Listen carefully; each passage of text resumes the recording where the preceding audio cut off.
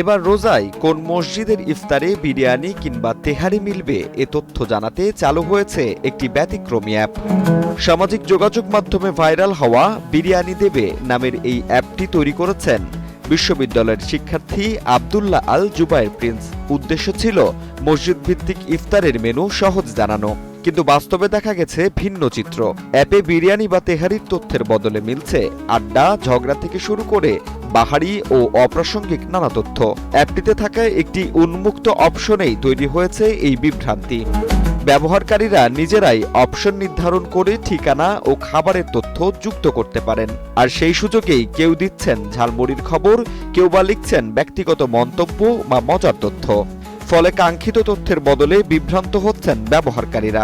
তবে নির্মাতারা বলছেন শিগগিরই যাচাই বাছাই প্রক্রিয়া জোরদার করে সেবায় শৃঙ্খলা আনা হবে। জাহিদ হাসান সাব্বির, বাংলা নিউজ 24।